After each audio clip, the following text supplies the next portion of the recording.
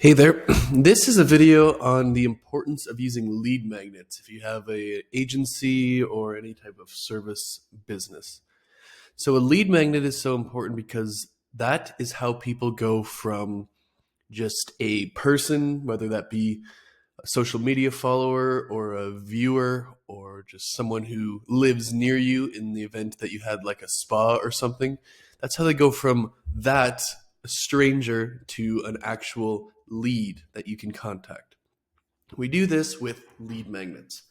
So, in the context of marketing agencies or consultants or coaches or any type of service based business, normally this entails you giving them something free that is valuable or useful or desirable to them in exchange for their contact information. So, an easy example is I have a checklist on the 10 different ways you can improve your SEO, for example.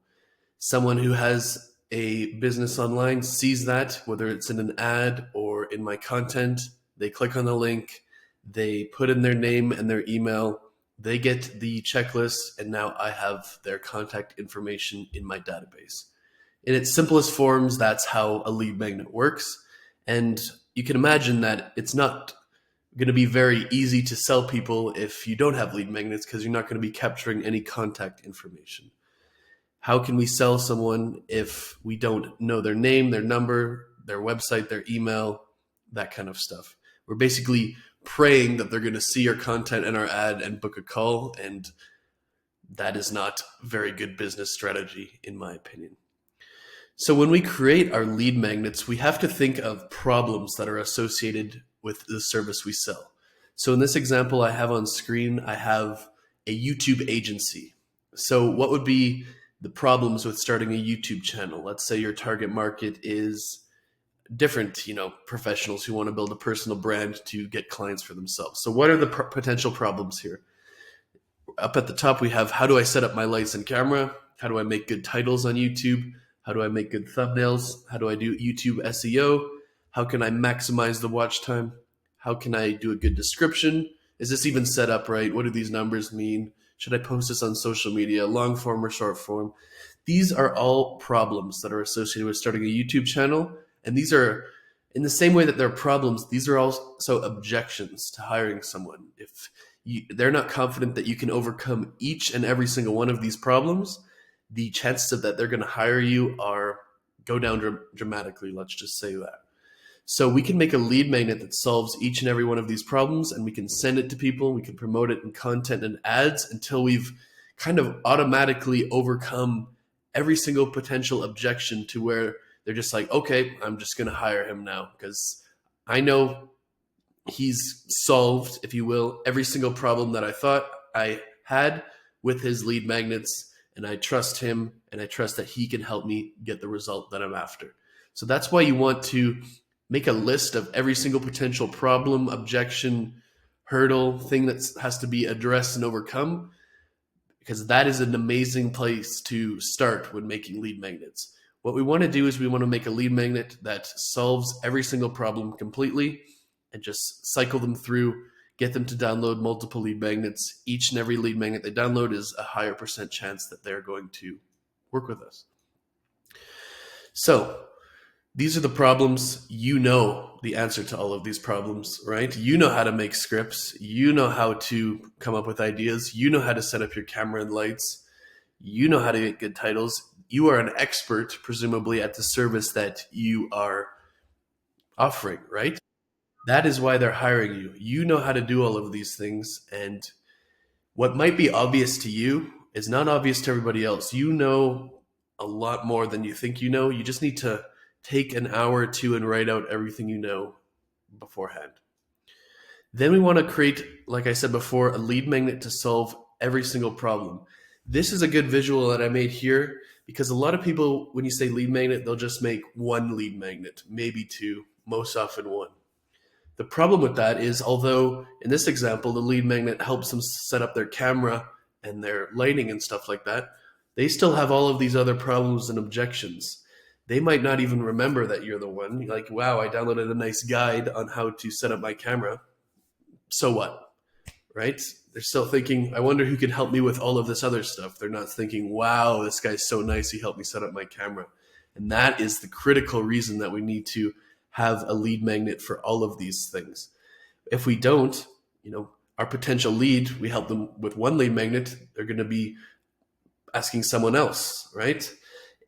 How do you do all of this other stuff? And now you've lost that lead. In comparison to if you had a lead magnet for all of these problems, they would be asking you, right? So this is the situation that we want to find ourselves in. We have a lead magnet for every problem. Someone's downloading every single lead magnet that we have. And the end result is, well, I might as well just hire this guy or girl. That is what we're going for, summed up in an actual graphic that I hope is easy to understand. We have our lead magnet on how to set up the camera in this example. We have our lead magnet to make a good title.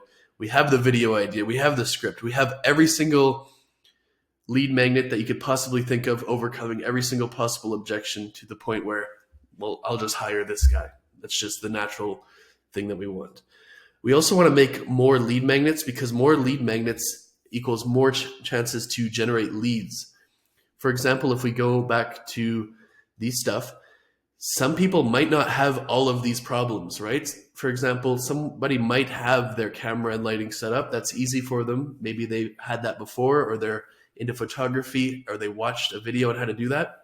So if we just had that lead magnet and we were advertising it and putting in our content, it wouldn't appeal to them. They already know how to do that. So that's another reason why it's so important to have all these different lead magnets, because not everybody's going to have every single problem. They might have 2 or 3 problems, 4 or 5, and those lead magnets will appeal to them, but the other ones won't. So if we only have just one lead magnet or even a couple, we're missing out on a sizable percentage of the market to generate leads.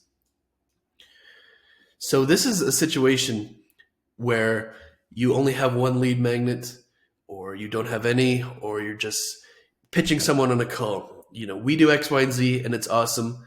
You know how it is to sell people stuff. They're going to say, this sounds like a no-brainer, but deep down, they're going to have, these objections still exist, whether you bring them up or not. And it's more important that you bring them up to kind of overcome them in the actual sales call. But if you have your lead magnets, lead magnet is what we do about objection 1.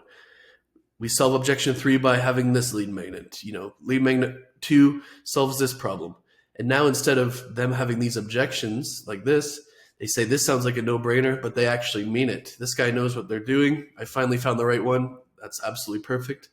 So this is a good comparison to, sales call scenario 1, where you don't have all these lead magnets, scenario number 2, where you do. And this is really why you need all of these lead magnets. And you can't just have one. You need to have, there's no set amount. You need to have one lead magnet to solve every single problem. If your service is complex and it has 100 problems, you need 100 lead magnets. If it's simple and you solve 3 problems, you need 3 lead magnets. That is just how it has to be when you're doing this. It's going to be a lot of work, but that work is going to provide an exponential result. And all of these lead magnets are going to act as a semi or pseudo moat to all of the other YouTube ad or YouTube editing agencies in this example. If you're an agency who has 12 free resources / lead magnets they can download versus another one who just says, oh, I can edit your videos for you, who do you think is going to stand out the most? And then you have their email address. You can nurture them. You can send them ideas, content, and stuff to when they are finally ready to book a call or they're finally ready to hire for this. You're the first person that they think of instead of having to do research or ask their friends. You want to be the one that naturally comes to mind. I know that's obvious, but not a lot of people use this strategy, even though it's completely logically sound and the absolute best way to do it. So I hope this video was helpful, and I'll see you in the next one.